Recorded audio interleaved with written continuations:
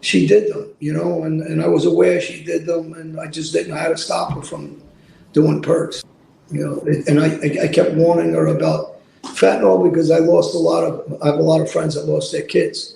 So I'm part of that club now. And I used to beg her, and tell her, please stop taking them. You don't know what's in them. In my daughter's case, is she didn't OD. For people that don't know the story, she was murdered by fentanyl. This is a picture of my daughter for the people that never seen her.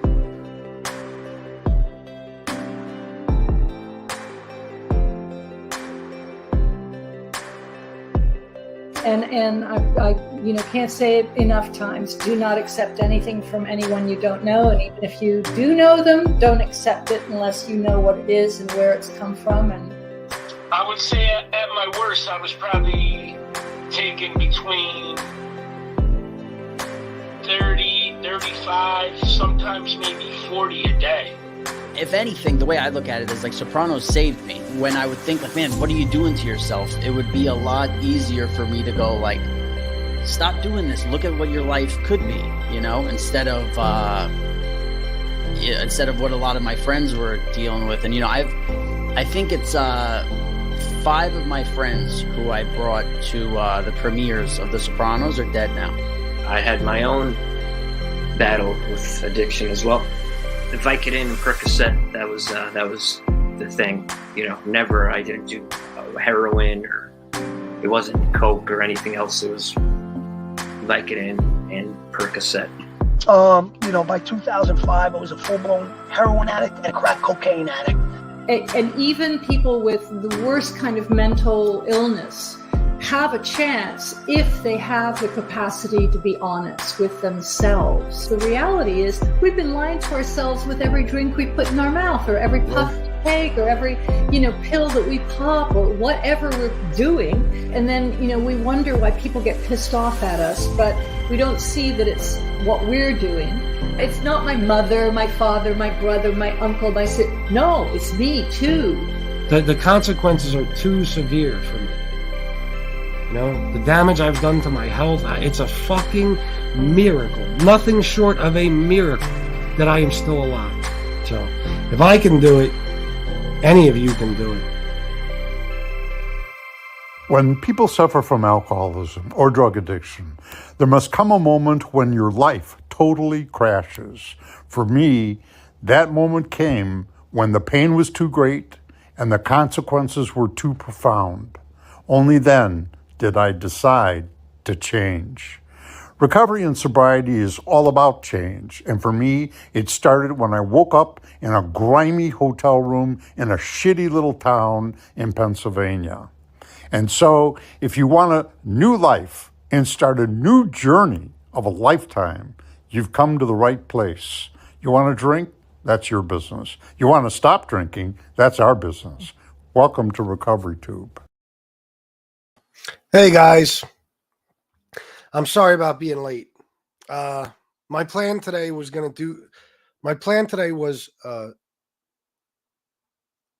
do the show on both channels. Okay, that was my original plan, which we are doing now. But unfortunately, I didn't prepare for this before I was ready to do the show, which I should have. 1 o'clock came around and I realized, I don't know how to put it on both channels. I had it scheduled for both, but I didn't know how to put the same show on both channels, if you know what I mean. It's complicated. So I was on the phone with SoFlo for like 10 minutes trying to figure out how to do it. And I figured it out pretty late in the game. So I had to delete the first 2 shows, which is going to affect our numbers greatly today, the amount of live viewers. There probably would have been 70 or 80 people. Because I did this, it's going to be a lot less.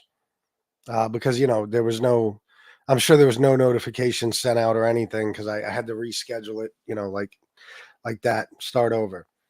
So anyway, that's what happened. I apologize for that. But here we are. We're on both channels. And I'm going to encourage everybody who is not subscribed to the Recovery Tube 180 channel, please subscribe right now. I'll say that multiple times throughout the show. Subscribe right now and make sure your notifications are turned on because I want to do all these shows only on that channel. You know what I mean? It might take a while, but that's what I plan on doing. It's very complicated to figure out how to how to do what I'm doing right now, unless you actually have fucking brains, which I don't. So that's why I was 20 minutes late. I apologize. Let me put this up right there. There's the National Addiction Hotline, the Suicide and Crisis Lifeline. And of course, please go to nextdistro.org to get your free Narcan. All right. I'll do the shout outs of the whole 13 people that are here. Paul Atkinson, War, Miss Can't Be Wrong. Dave, Sally, Jane Creek.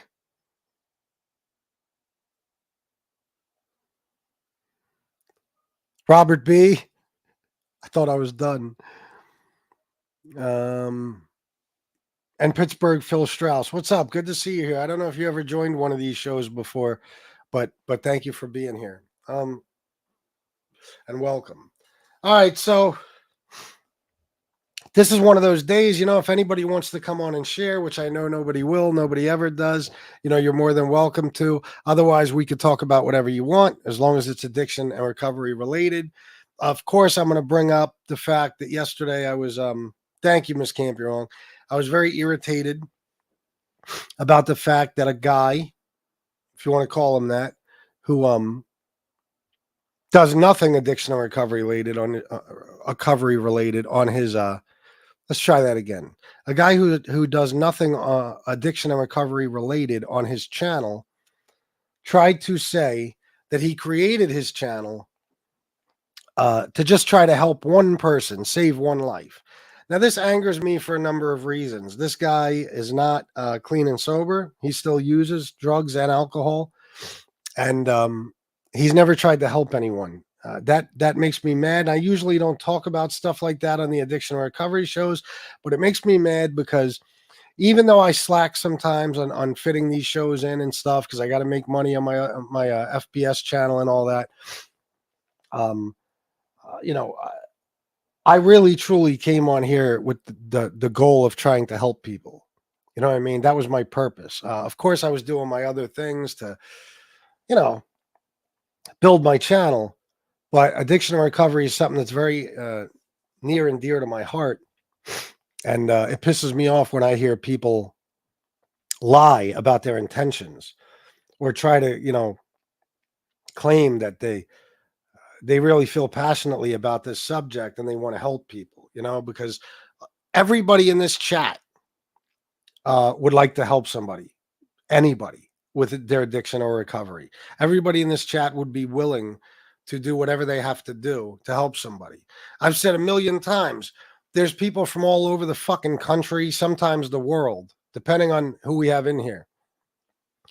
It makes it very easy for us to help damn near anybody because there'll most likely be somebody close enough to you to maybe give you transportation to detox or rehab, maybe find you resources in your community like funding to go to detox or rehab. Maybe if you just need somebody to talk to who's been in your shoes. This show has always been, good for those things. It's always provided those things to people, those resources and stuff. So, I get angry when I hear people try to use the topic of addiction and recovery to try to make themselves appear noble or honorable. It bothers me a lot. So that's that. Last week, I believe I did the show on a Wednesday. It is, of course, Thursday today. I'm going to try to stick with the Wednesday thing, but I'll be honest, I got a lot going on. It just slipped my mind yesterday. So here we are, and we'll try to make it every Wednesday at 1 o'clock. I give you my word. You guys tell me what you want to talk about. I'll tell you this. The last addiction and recovery show I didn't talk about it much. I want to really do some research and start learning about fentanyl. I think that's probably the number one problem as far as addiction plaguing this country and possibly the world right now. So if you guys want to talk about opiate or opioid addiction, fentanyl, what you know about it, things like that, if you've ever used it, feel free and I'll I'll follow along, because I think it's something that needs to be spoken about. Of course, alcoholism and any type of drug addiction is important, and you're more than welcome to put that stuff in the chat too.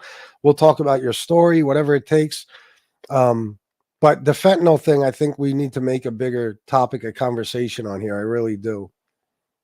It makes me sick to see all the lives lost. What is it, 140,000 people a year, something like that, dying from fentanyl.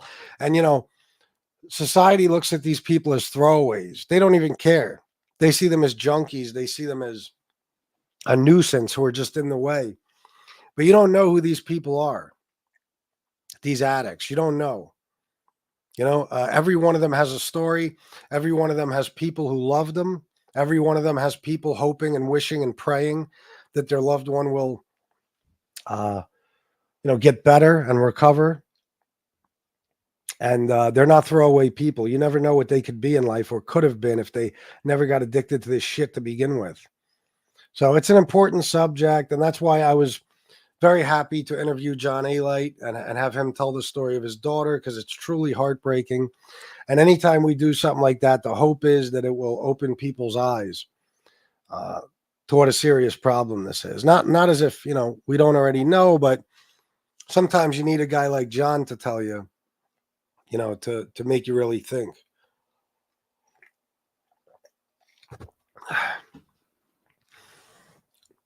What's up, War? I had to eat a little something before this show. I was in a mad dash to eat a little something, and I ate my little tiny snack pack, whatever you call it, to fucking tuna and crackers. I've been on a crash diet for about 4 days now, and I've gone down 4 pounds, and I'm not kidding. When I diet. So I'm happy about that. YouTube lost a friend last year because of fentanyl.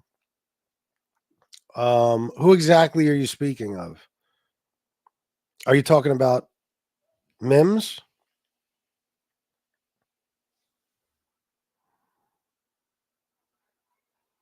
I think so, because the only person we lost to fentanyl was Mims. Be careful dieting. No, I'm good. Trust me, I got this. I know my body, and I know, when I'm in the danger zone, when I'm not feeling well or anything. But I drink tons of water, and I just eat light. And I don't eat anything big, any big meal, anything. Just little stuff here and there. A little salad with like fat-free dressing, the tuna and crackers as like a snack. Anything low sodium for me is very important, because that's what puts a lot of my weight on. But anyway, we're not talking about that. Mims, yeah. It's a truly heartbreaking story. That guy Neil is I don't know what to say about him. I mean, he's an addict himself, I imagine, right? He has to be. I think we established that. So, of course, it's hard to blame people for things they've done throughout their addiction sometimes. But what he did is pretty reprehensible. I think it's a disgusting thing. He left a girl in a van to die at a hospital parking lot where nobody knew where she was. He basically packed all her stuff up, left the hotel room, and took off. So that's disgusted all of us throughout this entire time since she's been gone. And it always will. Mims has been on this show. She was on this show maybe a week before it happened. I thought she was a sweetheart. She was very nice to me and the chat. And it was a terrible loss. It really was a terrible loss. FBS, you're doing great on your weight loss. Congratulations. Thank you, Debbie. Thank you. We'll give it a week. Watch. I'm going to be down a full 10 pounds. If it even takes that long. When I get determined, I get determined. Dux, I remember when I was a young guy, I really respected, was talking to wait a minute. I remember when I was young. Oh, a guy I really respected was talking to a crack addict. I asked him why he talks to him so often.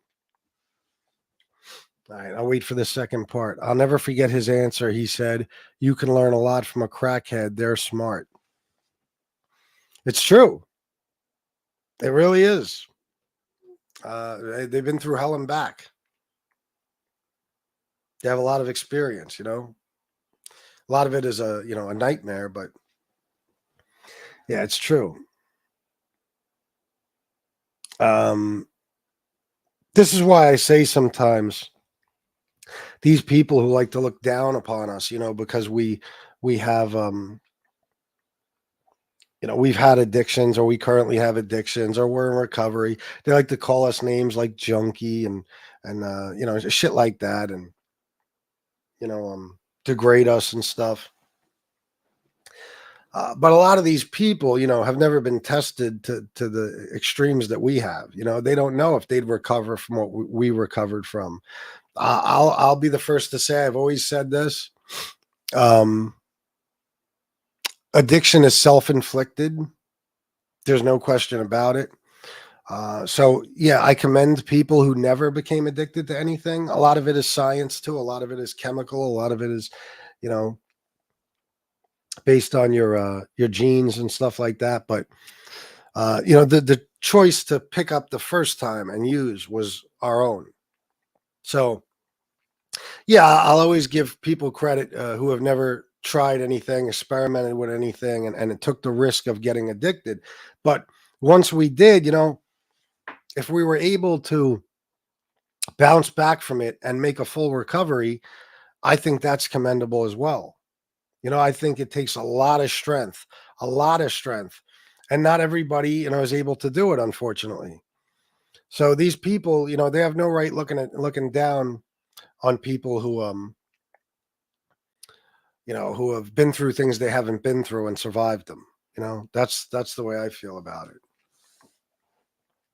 He always wanted to get them to focus that energy and smarts to doing good. Yeah, exactly, bro. Exactly. That's the thing. It's like I said, a lot of these people, especially with the fentanyl and shit, heroin, whatever, if these people were able to clean themselves up, and many are, but any one of them who's able to clean themselves up has the potential of being damn near anything. May they have done damage to their financial situation, their personal life, their relationships, their health even. Yeah, but look at so many of us who have really turned our lives around to the point where we're not even recognizable, so to speak. I don't mean physically, but I mean as far as lifestyle, to the person we used to be. I spend my days now taking care of my house, my family, and my responsibilities. Whereas 5 years ago, I was all by my fucking self, and I was running around selling coke and crack, and I was worried about being high myself, and I wasn't exactly what an adult my age at the time should have been, far from it. But I was able to get help, and look now, like I always say, I'm no millionaire, but I'm doing pretty well in life. I'm not just talking about financially. I mean, I have a wife that loves me. I love and adore her. Got stepkids that are doing well. My daughter, I'm able to help take care of my mother. None of these things would be possible if I never got help. None of these things. YouTube, I wouldn't be on here. I wouldn't have made the money I made. I wouldn't have had the success that I had. I wouldn't be getting threatened by Philadelphia mobsters. Sorry, I had to throw that in there. But you get my point. I wouldn't have met the people I did, interviewed the actors, and made the connections I made. You wouldn't see me here right now. I probably wouldn't be here, period. I'd probably be dead or in prison. So, and I can guarantee you that. Many feel trapped in their addiction, and some even feel guilty asking for or needing help. Yeah, and they shouldn't. I know it's scary. It's terrifying to give it up, your addiction, and make the move to some sort of rehab and really trying to get clean. But I'm telling you, man, once you get there, there's nothing like it. Once you get back to the point where you're the person you were always meant to be, and you can fucking wake up feeling good, you can fucking go to sleep without anything putting you to sleep. You can look at yourself in the mirror and know that even if you're not doing great yet, you're trying your best. It's an amazing thing. It's an amazing thing. You guys know this. My experience in rehab is something that I will have in my heart till the day I die. It's something that I am so happy about and proud of, and just grateful to have been able to experience that. I wish it for everybody. I do. I really do. Because without that, I wouldn't be here. So listen, never feel bad asking for help. We all need somebody to help us. Okay. We're in no position to help ourselves when we're in that condition. You know what I mean? I told you the day I decided that was it, I got to go to rehab, I called my mom, and she called crisis intervention and got me in touch with somebody. If it wasn't for her, I probably would have never made the call myself. So there's nothing wrong with asking for help. You're not doing anything wrong. And trust me, the people you're asking to help you, they want to help you anyway. They've probably wanted to help you for a long time, and they were just waiting for you to be willing to accept their help. So never look at it as if you're doing something wrong, or you're a nuisance, or you're bothering anybody. Trust me, anybody who cares about you or loves you, and sometimes people that don't even know you but have been in your shoes, would do anything to be able to see you get better. I have 4 daughters and 2 sons. Eldest daughter completely straight. Eldest son in prison last 12 years, and second daughter alcoholic. Third daughter meth. Second son completely straight, and 4 younger daughter pothead. Fourth. Okay, sorry. Did I read that right? I hope so. Yeah. Listen, it's a shame, but all you could do is do your best to help them, and hope they get better, and do whatever you can to make that possible. You made rapid improvements. I did. And you know why that is? I have this thing in me, this determination and drive. When I decide I'm going to do something, it's full steam ahead. I made promises in rehab, as I've told you guys a million times. I made promises to people in my life that when I die, whenever it is, whatever it's from, there will not be any type of substance in my body that shouldn't be there. And I am going to, I'm going to stick to that. I read that one. I'm sorry. Whatever happened to Neil, I still need to cuss him out. Well, I think he did the right thing and fucking disappeared. Oh, I know you do, Paul, of course. Yeah, you love them. You love them so much it kills you inside to see what they're going through. I know. I mean, I've never had a child go through that, but I've seen enough young people die and stuff from this shit, from every type of addiction. It's sad. Once they realize they can be free from it, it's almost magical, the transformation that takes place in their lives. Perfect word. It's magical. Look at intervention. I mean, a lot of those stories, they're not success stories. But some of those people, I mean, you'll see a young girl who's just in the worst condition of health, skin and bones, sores all over her face, her entire appearance just diminished. She doesn't even look like the person she used to be. And then she goes to rehab. She gets some good food. She puts some weight on. Her skin clears up. She starts to feel better, look better. And, a lot of the time it'll motivate her or the guy, whoever the fuck it may be, that makes a transformation in rehab. Just that little bit of progress will motivate you to want to keep making more progress. There's some beautiful people out there who have been lost to this shit. And, they, if they get the chance to fix themselves, They could be who they were meant to be to begin with, like I said earlier.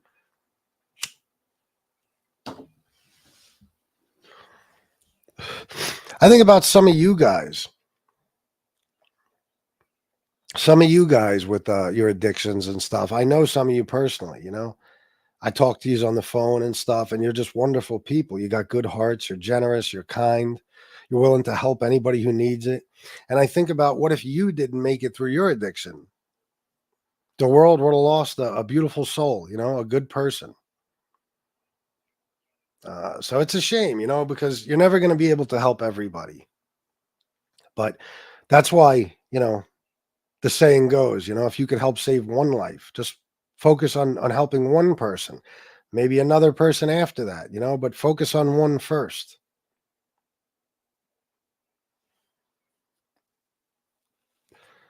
I will always wonder this about about any substance. How do you know you're addicted? Is it normal to drink once or twice a week, but a good amount in those times? Jeff, that's a great question. I'm actually glad you're here. I never expected you to show up in one of these, and it's a very good question. I think it's different for everybody. I mean, once you feel the need to do something, not just the desire, like, oh, I want to go out on Friday night and have some drinks. Once you start feeling like I need to drink, I don't give a fuck if I'm outside, in the house, at a club, in my basement, in my car, whatever it may be, you have an issue. They say a lot of the time, if you drink alone, I don't know about that. A lot of people, you know, they have a few drinks, a few glasses of wine at night. But if you're doing it constantly, yeah, I would say so. If you start to feel physical withdrawal, you might not even know that's it. If you start to have all these symptoms when you're not drinking, you know, your hands are shaking a little bit, you got headaches, you're sweating for no reason, you're throwing up, you're definitely physically addicted. Mentally addicted, though, could be just as bad. If you feel the need to have something, whatever substance it may be, you know, at any given time, really, like you need it or you're going to break inside, that's an issue. If you go out once or twice a week, but you drink a whole lot, you know, I would think you don't have a problem. I mean, some people are binge drinkers. They're just as addicted as anybody else, but they do all their drinking or using in like a 3-4 day period. That's another type of addict, I guess you could say. It just depends on you. You know, I realized I was addicted to cocaine once I got to the point where I didn't just do it when I was drinking anymore. Now I'm doing it. I'm doing a line when I wake up. I'm taking a break from work to go in the bathroom and do a line, you know, or two. You know, I'm doing it throughout the day. I can fucking do a line and go to sleep. You know, all this shit. That's when I realized I was heavily addicted to cocaine. Alcohol for me, I think I kind of knew it already, but the first day I woke up going through alcohol withdrawal, and I recognized it to be alcohol withdrawal, that's how I knew I was addicted to that. But you don't have to go through withdrawal. Like I said, it could be a mental addiction as well. There's a lot of people who are not severe enough alcoholics that they'll ever, you know, go through any real withdrawal symptoms, but you know, they feel the need every day that as soon as they fucking get off work, they start drinking. They got to drink themselves to sleep. The next morning, they might have a few drinks before they go to work or drink at work, stuff like that. It might just be beer. But if you're to the point where you have to drink, then you're addicted, in my opinion. If you're drinking because you are lonely or depressed, careful. Yes. Absolutely. Jeff, when you're poisoned is the first thing you think about when you open your eyes. Very true. Very true.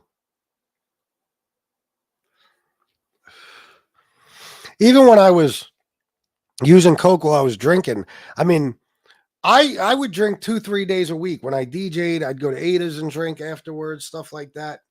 That was about it. I wasn't drinking every day. But when I started doing coke again, I had only, you know, I was only doing it when I was drinking. When I would drink, that's when I would do it. So now I started looking for new excuses to drink, because as long as I'm drinking, it's okay to do a little coke. That's how my mind worked. And a lot of people are like that. So I started looking for every excuse to drink just so I could do some coke. And then again, like I said, it got to the point where I didn't even need to drink anymore. I was just doing coke no matter what, any given time of the day. Tanjuska, I'll pronounce that. Yeah, alcohol is probably the hardest to quit as it's so readily available. As for drugs, they're more expensive and harder to come by. Yeah, that's what makes alcohol so dangerous. You can go anywhere and get it pretty much 24 hours a day, or at least till 2 a.m. or whatever it might be. It depends on where you live. Yeah, it's always right in your face. And you can't escape it. You can't escape alcohol. It's fucking impossible.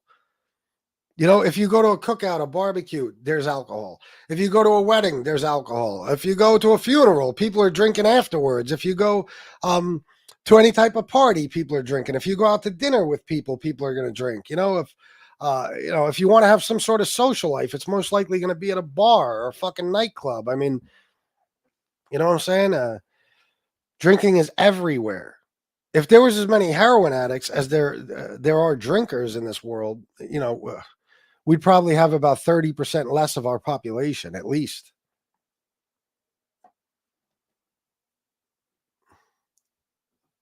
Thank you, Ducks. It's not how often that decides if you have a problem. It's what happens when you drink. That's true, too. That's true, too. Jeff, I would say, you know, like if you get violent, if you start doing things you wouldn't normally do. And now a lot of people do that when they drink, but even more so,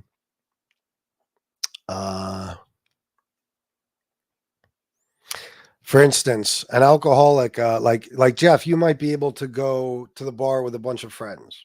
You know, let's say you go with RJ or some shit. You know what I mean? And RJ could have a drink and a half or 2 drinks and that's it. And then go about his day. You know, he's got 5-6 hours left in his day. He doesn't need another drink. But if you're with him and you can't do that, you can't cut it off. You can't stop. But once you have one drink, you got to keep drinking until you fucking pass out. That's an issue too. You know, that's a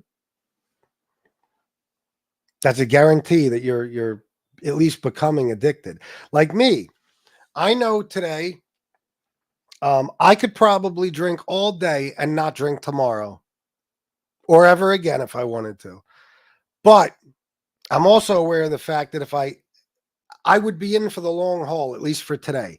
If I were to try to take one drink, there's something up here that will not allow that. Once I have one, I'm going to drink till I pass out. There's no stopping.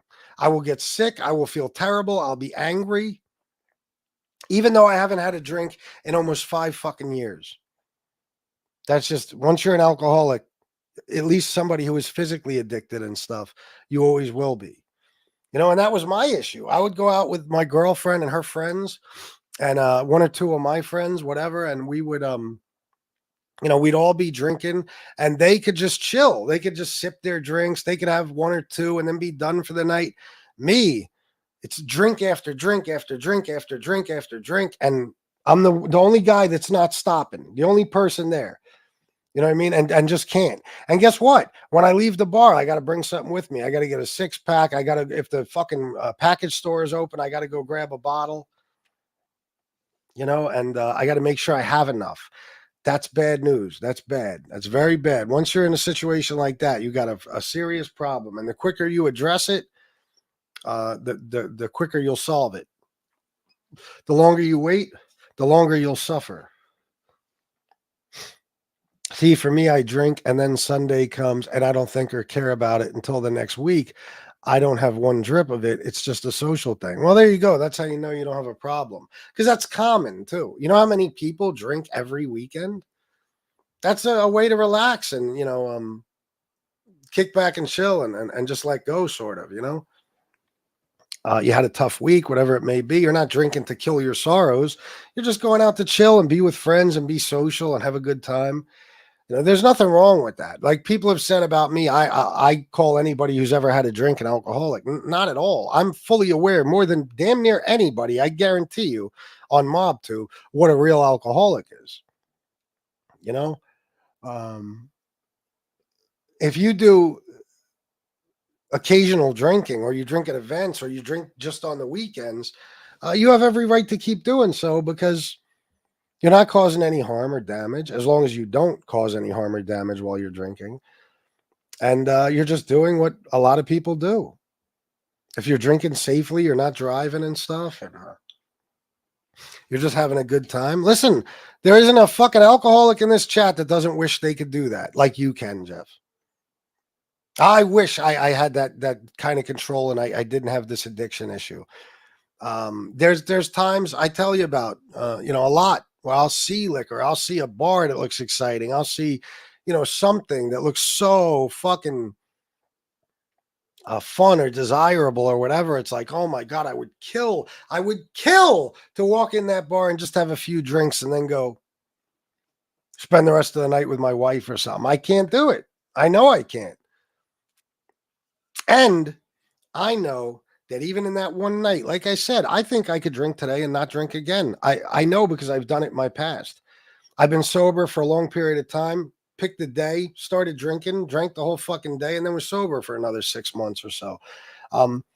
But it's the amount of damage I could do in that one day. Oh my God. When you're a severe alcoholic, most likely when you drink, your personality changes. And mine does. And I become violent and angry and mean and cruel. Very, very cruel. So say today, I said, Shanna, I don't give a fuck what you say. I'm going and I'm having a few drinks. You could bet your ass by tomorrow, that marriage will never be the same. Never be the same, because she's going to see a side of me she never saw before. And who knows what might happen while I'm drinking. I might get in a fight. I might hurt somebody. I might get hurt. I might commit a crime. I might get arrested. I might wake up in jail or central booking. So you got to know yourself to understand your addiction. You really do. While you're in your addiction, there's a lot of bargaining and stuff. Like, oh, well, I'll only drink this time of day, or I'll only have this many drinks, or instead of drinking hard liquor, I'll drink beer. This is when you still have not figured out yourself and your own addiction, and you think that you can bargain and do these little things to make things better, or make it, so that you can cope while still using, drinking, whatever. Like, I can maintain this, if I just do it this way. Now, if you're a real alcoholic, you'll never be able to do that. And I say real alcoholic because, I've known guys, just like on MobTube, how people think it's cool to have a felony on your record, or have been in jail, or have been a criminal in the past. I used to hang around guys all the time that used to brag about being alcoholics. Weirdest thing ever. Meanwhile, these guys would have a drink or two at the bar after work. They'd go home. They'd eat dinner with their families. They'd go to sleep. They'd wake up the next morning, show up to work on time. And then on the weekends, they'd go a little crazy. And it's like, I can't say that doesn't make you an alcoholic, but I can tell you that if you can control it to that point, you most likely aren't. If you can pick and choose when you drink, then you're most likely not an alcoholic, So that's why I always say real alcoholics. I don't necessarily believe that if you drink alone that you're an alcoholic, unless you're drinking alone every single day for weeks and months on end. Yeah, or if you're doing it to, like I said, to kill your sorrows, or, if you're using it to handle everyday stress and stuff like that, it could be a problem. But no, drinking alone, no. I mean, you know how many women, especially, they get off work, they go home, they do what they got to do, at home for their families, whatever. And then at night, they relax and have a couple of glasses of wine when everybody's asleep, or whatever, maybe when nobody's home. I mean, there's people that do that. It's drinking alone for extended periods of time, and drinking for certain reasons. When you're drinking for fun, just as a part of your social life, most likely you're okay. Once you feel the need to drink, then things change. Same thing with drugs. I know people to this day who I used to sell coke to for fucking 20 years on and off. And I never saw them do anything outrageous. I never saw it affect their health greatly. They just do it when they want to do it. If they have a day off, or if the family's going to be away and they're just chilling with their boys, whatever it may be. If they're going out to watch a fight or a sports event, something like that, they'll do a little bit at a nightclub, whatever. And they've never had an issue with it. You know, addicts are different. Our brains work different. You know, I don't know about the whole chemistry of the whole thing and the whole fucking, maybe I should say biology, whatever. I don't fucking know. What do I know? You know, as far as the chemical part, I don't know. I know what they say. I don't know if it's true or not. I'm not a scientist, as you can tell. I don't know, you know, if we're just wired that way, certain people, because of our genes, because of, you know, whatever. If we're just wired a certain way that once we become addicts, I don't know. It certainly seems that way, though. But in my case, look at me. I didn't have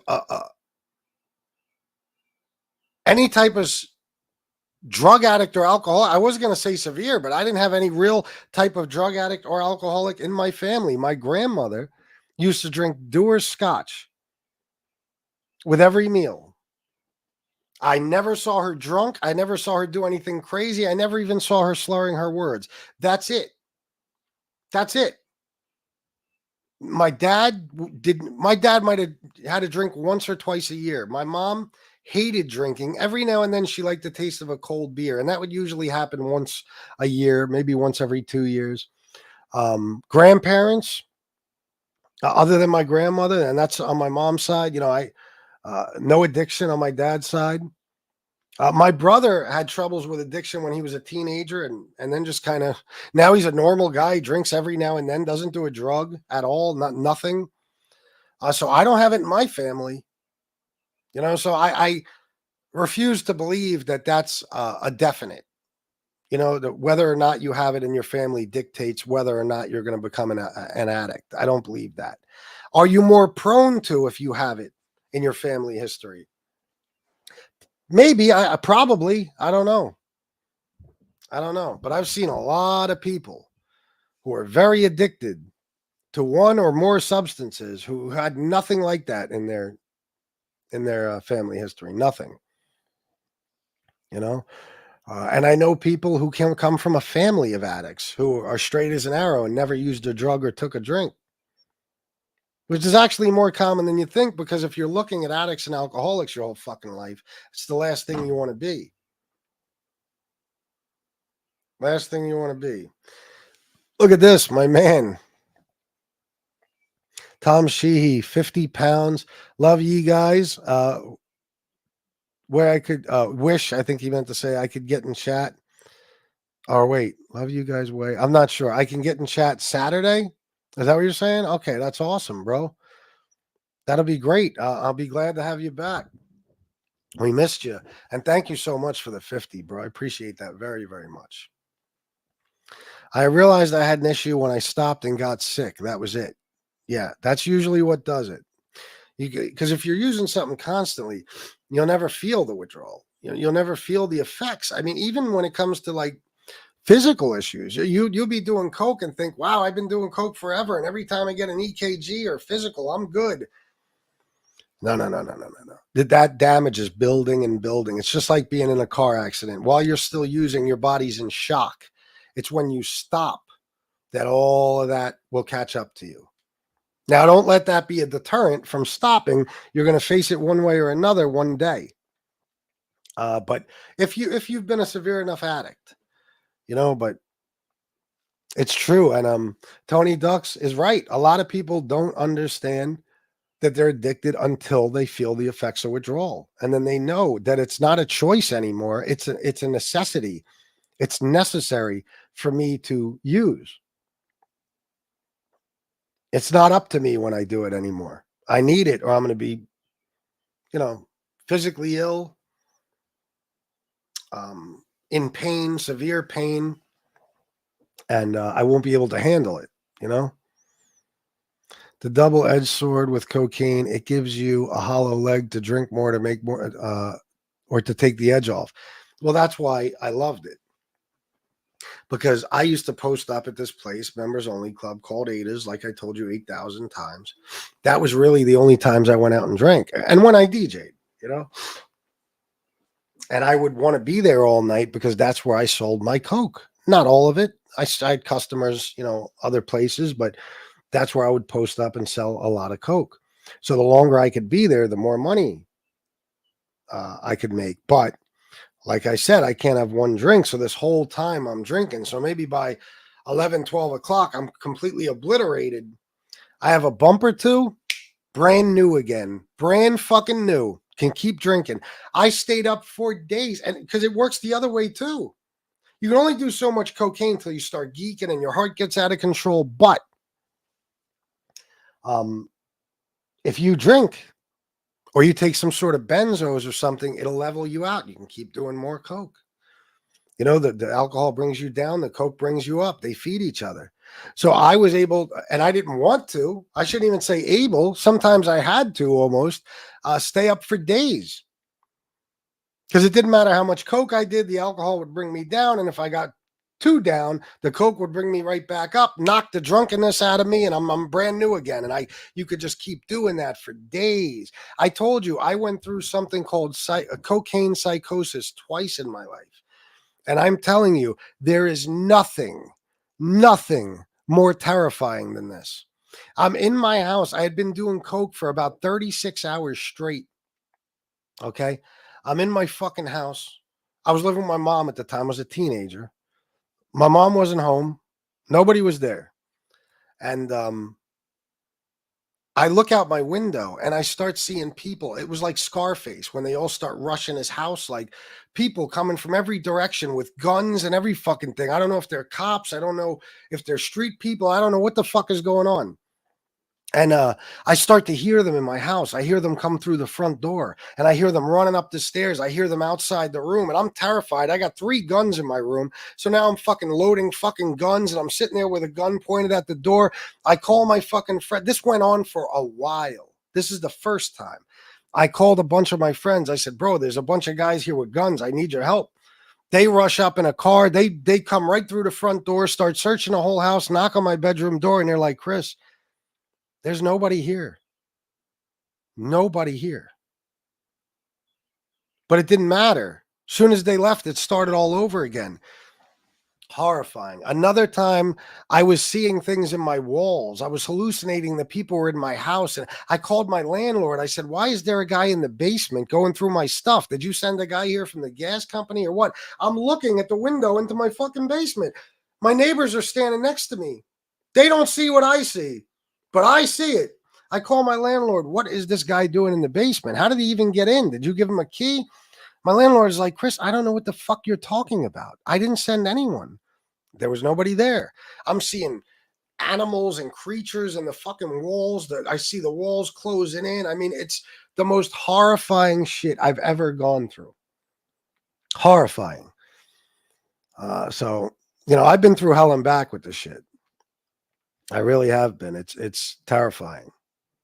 I think, didn't Bill Cosby, I think one of his kids committed suicide because of cocaine psychosis? I believe so. Was it him? I think. You hallucinate. You think people are after you. You think all types of things are happening that aren't happening. It's fucking terrifying. Happy Lady, $10 super sticker. Hey, Happy Lady, I feel like I haven't seen you forever. Thank you very much for the $10. Where have you been, young lady? Let me see. Where was I? I don't want to miss anything. Okay. All right.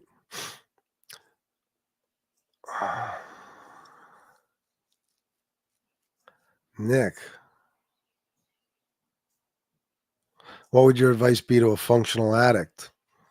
Timothy Sullivan says, Nick, find a hobby. I can't afford to have a car collection and booze and drugs. Yeah, that's one way. No, I mean, my advice would always be to get help immediately. Even if you think it's not that bad yet, it'll get that bad. Find help.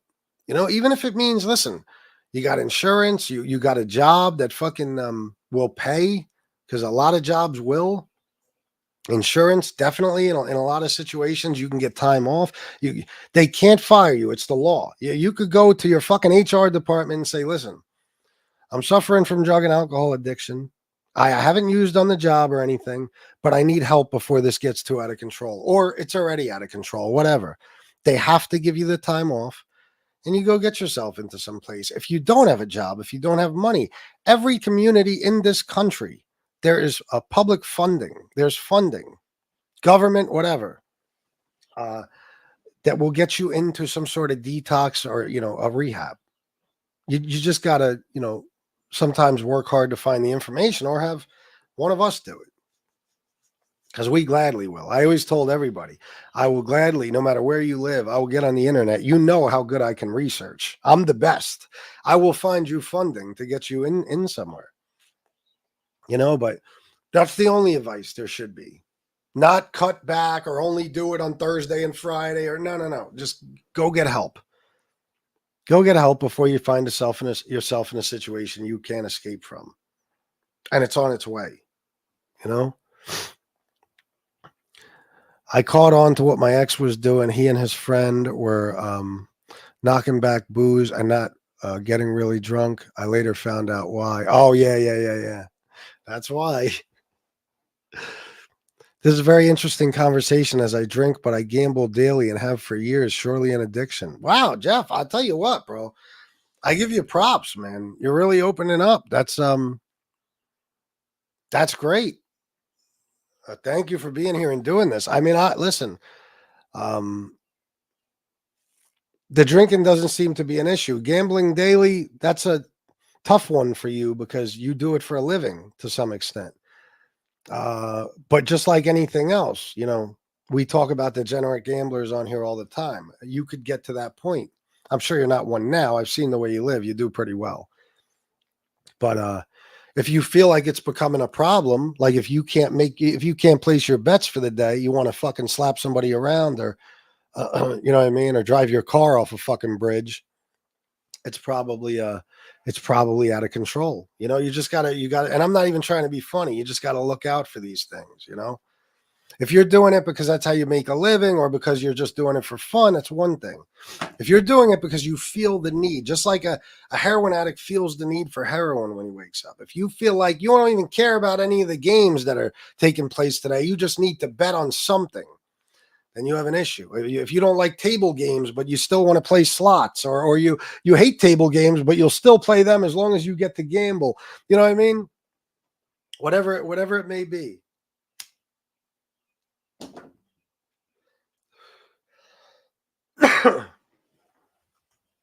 I realized when the nurse at work said I should use her station if I need to shoot for hygiene. I said, how the fuck did you know? Wow. See that?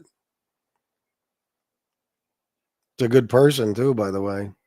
I was a compulsive gambler. Were you, Nick?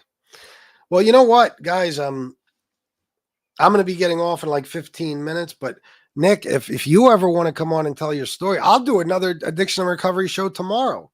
Any of you, if you want to talk, even Jeff, if you want to talk about your gambling, whatever it may be, please come on and do that. I've been trying to find somebody to talk about gambling addiction for a long time. I had Aralotta do it once, but it wasn't on an addiction and recovery show. It was on a regular MobTube show. He lost millions. So I appreciate you sharing, Nick. Yeah, I mean, I always say gambling addiction is worse than any other addiction, in my opinion, because it's limitless. It's absolutely fucking limitless.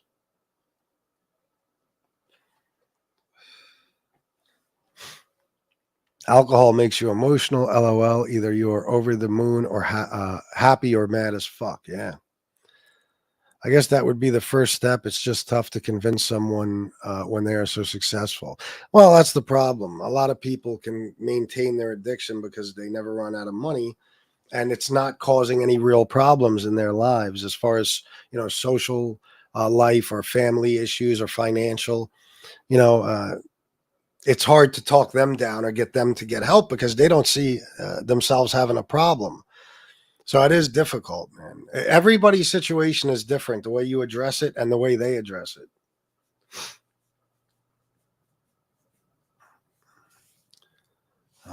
Debbie loves to chat. Miss Campurong, I put my baby sister in rehab 15 months ago. Had to wait until she finally let, after her many arrests.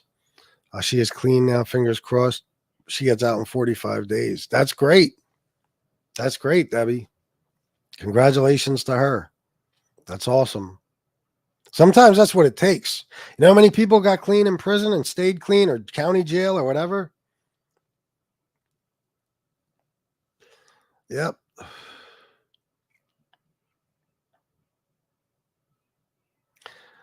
Tanjuska. I've been brought up around alcohol and had access to it whenever I wanted it. It's never bothered me. My father told me about men he worked with turning into alcoholics, and that's why he didn't. Yeah. I mean, when you see it a lot as a child, I know somebody who saw it constantly as a child, who was older, much older than me, who was raised basically in bars because that's where her parents always were, drinking.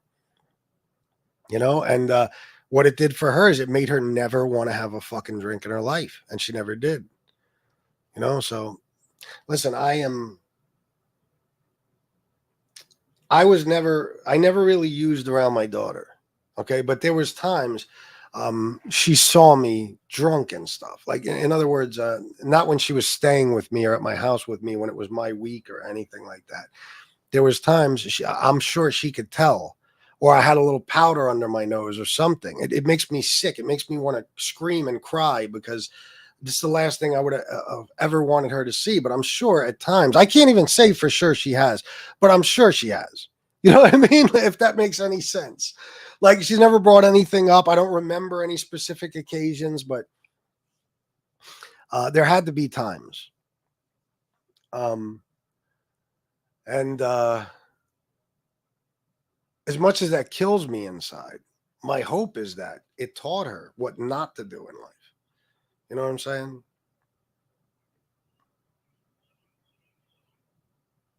It taught her what not to do in life. That's my hope. I prefer a clear head and I can make more money. Drugs and booze as a handicapped. Fucking right, man. It takes you away from the things that are important in life. It really does. I missed out on a lot because of my fucking addiction. And I'll never, ever forgive myself. Never. That's why I'm 4 years old and I'm just really getting my life together now. Building back my credit and fucking, you know, putting money away and planning for the future a little bit. Living a normal, everyday, like a normal life, everyday life, like a lot of average American citizens do. You know, I don't have to worry about the cops knocking down my door or getting arrested. I don't have to worry about having warrants. I don't have to worry about needing a drink. I don't have to worry about needing Coke. I don't have to worry about I'm dying from some shit I have in my system that shouldn't be there. I have other worries, but I don't have those. I can't lie. When my dad died, I drank to cope my sorrows and may still. Shit ain't easy. Well, Jeff,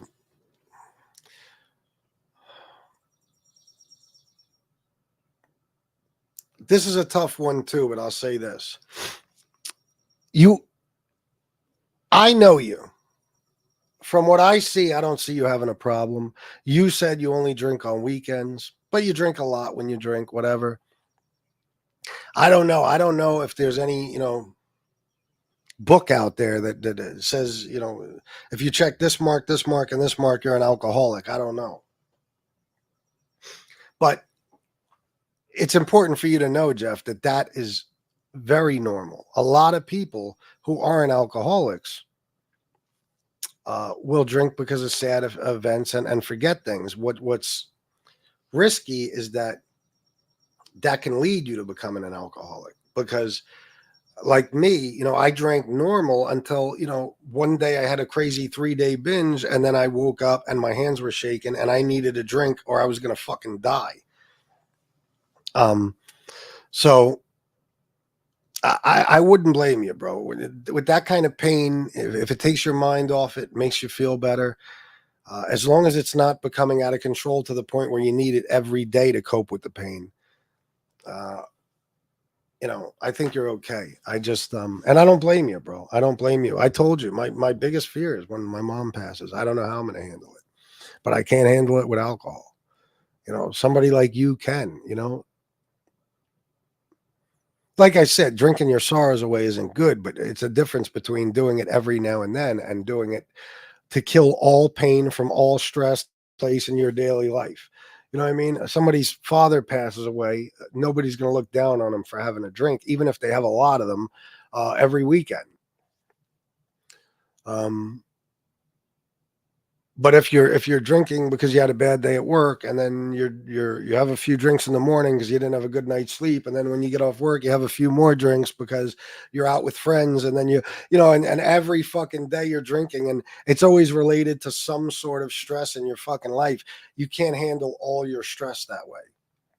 And I know people who do that. There's always an excuse for them drinking. Always. And you can't do that because we have to face life's situations sober and clean. If you're a regular person and you're drinking because you just suffered a horrible loss of a loved one or something, like I said, I think that's pretty common. It's just if it gets out of control. If you're doing it every day, Jeff, even for that reason, I would say you have an issue. But according to you, you're not. So I wouldn't worry. Just keep an eye on it. I've always wondered, is the alcohol bringing out who the person really is? I know more than likely in most cases it's not the real them. I've done things under the influence that I would never fucking do clean and sober. Things that haunt me to this day. I've done things that were terrible that I would have never done clean and sober. Things I have nightmares about to this day.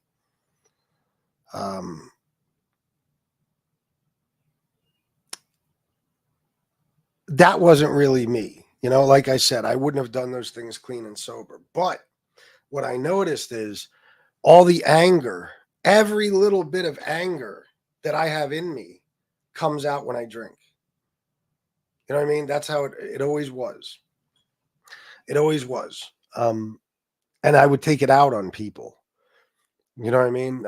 It's like anything I had bottled up inside, which knowing me, it's hard to believe I have anything bottled up inside, but I always did. We've all been in relationships. We've all had shitty jobs. We've all been in stressful situations. We've all lost loved ones. I would keep a lot of that inside. And then when I would drink, I would go ballistic and I'd get in fights and I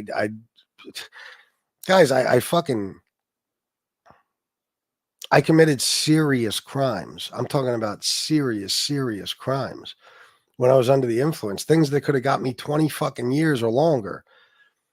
Things that I wouldn't have done because I would have made much better decisions if I was clean and sober. So the only part of that I could say, for sure, who I think is the real me is, when the anger comes out. I think that's the stuff I wanted to say to whoever I'm saying it to, but it didn't happen until I had a few drinks in me and my inhibitions were down,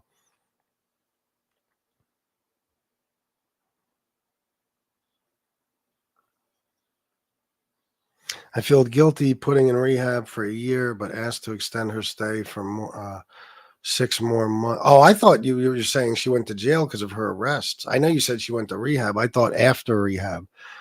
Wow, a year and a half, huh? Holy shit. Well, listen, you got to worry about getting her better, however much time it takes. A year and a half in rehab is a hell of a lot better than a year and a half using.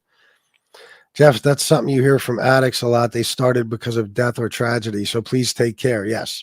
That's why I said keep an eye on it, Jeff. Nobody could blame you for drinking to kill that pain, but just keep an eye on it, man. But you're close to me. So if I ever even get the inkling that you're becoming an alcoholic or any type of drug addict, I will come scoop your ass up, put you in my trunk, and drive you to a rehab. I assure you. And you have money, so you'll be able to pay for it.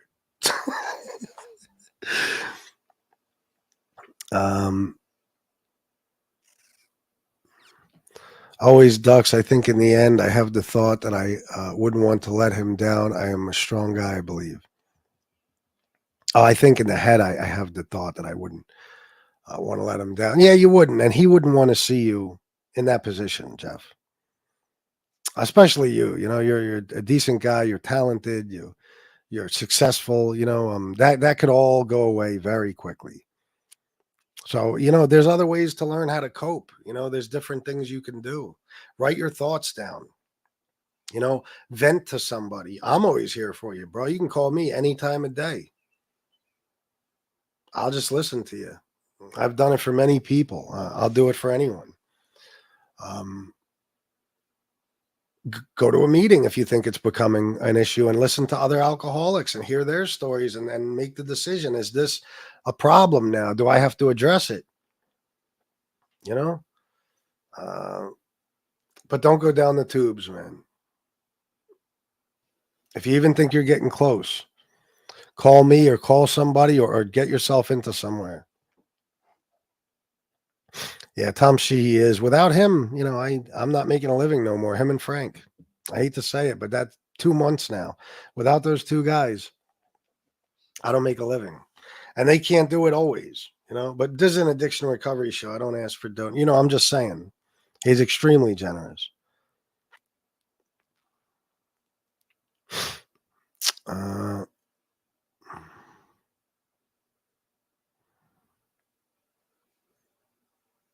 Let me see here. Hold on. It will never be the same, sadly. Yeah, it won't, bro. But I mean, if you're talking about life, I'm assuming, since you lost your dad.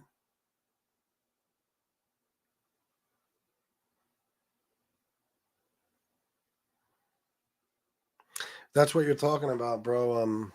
It's just like, listen, I think about, I'm losing a friend right now who has been with me, I mean, since I was a teenager, 17 years old, you know,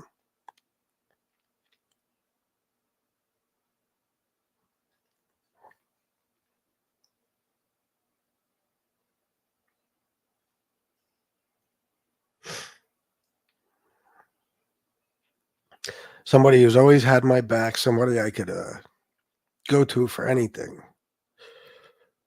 Somebody that even if we went a year or two without speaking, you know, we could pick up the phone and be exactly the same way we used to be, just as close, like we never missed a beat.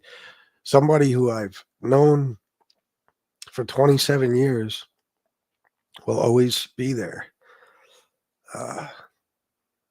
Just a phone call away.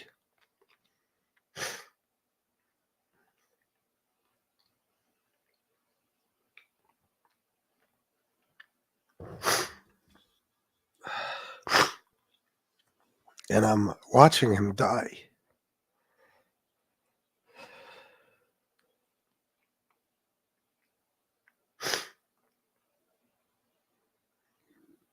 And his situation keeps getting worse. He has a rare form of cancer that's unbeatable. And I'm doing everything I can to spend every minute I can with him and have as many conversations and reminisce as much as possible. And I know that when he passes, I will never be the same again. Never. I'm going to lose a huge chunk of myself. Knowing he's not there anymore. And of course, my mom is getting weaker by the day, and her situation is looking worse and worse. So I can only imagine what you're going through, Jeff, because when you lose somebody like you did, your father, you'll never be the same again, and life will never be the same again. But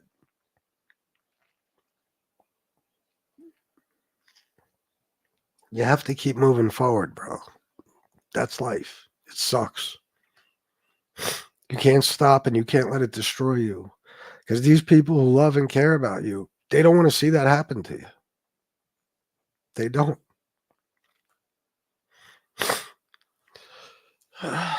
Sorry, guys. That's probably been a long time coming.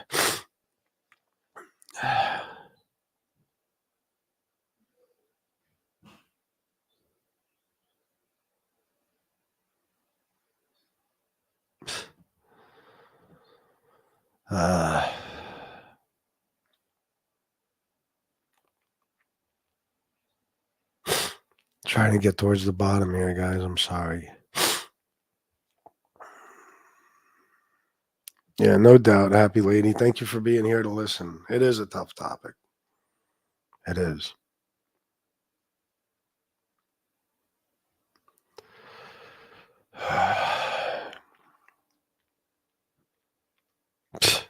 Nick Romano, you're a ball breaker.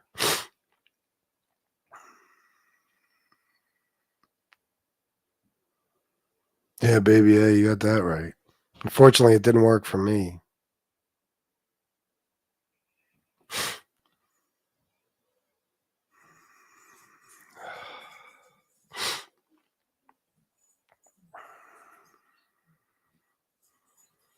Yes, I do, baby A. Jeff, I agree, and I really do, man. It means a lot to me that you're talking to us about what's going on. It means a lot. I know it's not easy to do on here because the scumbags will take that and use it against you in some way, but it's very important, and it means a lot to all of us. It really does. Thank you, Debbie Loves to Chat. Nick Romano's show. A lot of friends are ignoring me since my podcast. Some people are very phony. God bless, bro. Sorry this is happening to your friend. Thank you. I appreciate you, Nick. Thank you, baby A.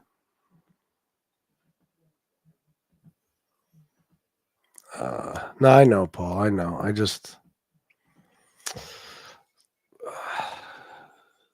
I've lost a lot of people. I lose them constantly.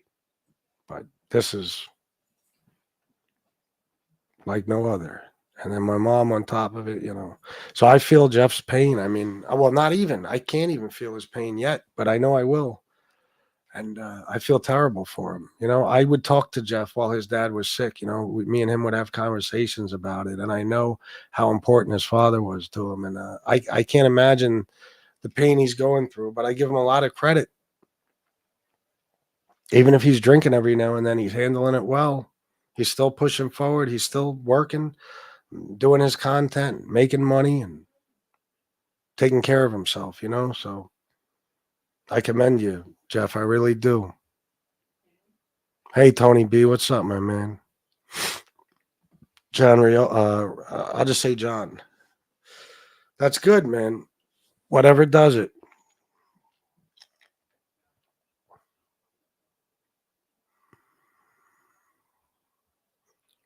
Thank you, Wise Guy TV. I appreciate you, bro. Hold on one second, guys. Oh, Tom Sheehy. Oh, you're watching on the ferry. Thank you for rescuing me with the grammar. Oh, no problem, man. Thank you for everything you do, bro. For real. Let me just do something real quick.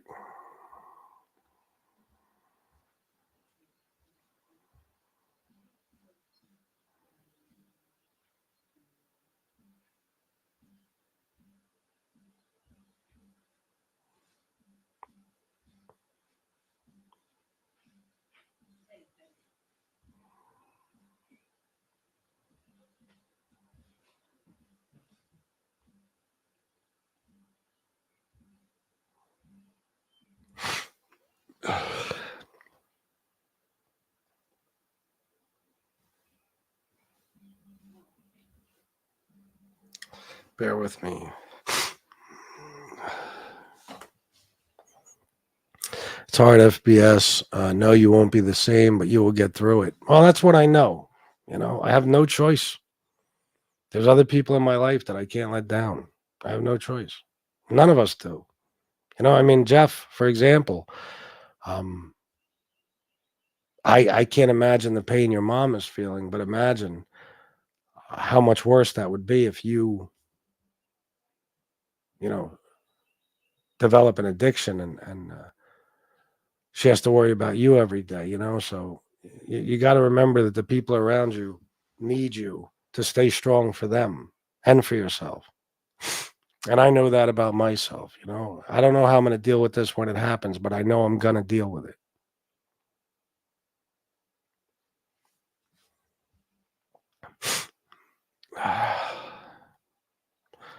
Of course, I'm sorry I haven't been able to get to all the comments. I would never make it through. I'd be on for 2 hours.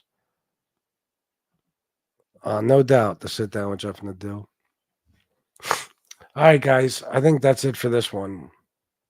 I'm going to get going. Everybody, listen, just stay strong. If you're in recovery, you know, keep doing the right thing. Remember that using isn't going to fix the thing. It'll only make it worse. And if you do slip and you relapse, just get right back up, brush yourself off, and start all over. You know, don't ever see yourself as hopeless. You're not hopeless. Do what's right for yourself and the people around you. And please, if you need to, call the National Addiction Hotline at the number below. You'll always find somebody there who will talk to you and talk you down. The Suicide and Crisis Lifeline is very important. 988. And go to nextdistro.org, please. Fill out a couple of questions. Watch a little 5-minute video. Take a simple quiz. Put in your information and get your free Narcan, because you could have it on you. You could have it in your car. And you never know when you'll have the opportunity to save a life. And if you don't have that Narcan on you and nobody else does, that life won't be saved. It's worth keeping on you at all times. It doesn't matter if you're around heroin addicts or people who do fentanyl or any type of opioids. It don't matter. Because you could run into somebody in a parking lot, in a store, anywhere. Yeah, I agree, Timothy. This was a great one. I thank you guys for that. No, Nick, I know we're a lot alike that way.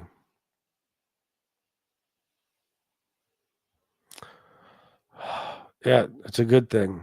It's a good thing. Thank you, Tony B. It is very important. It is. All right, guys, I'm out of here.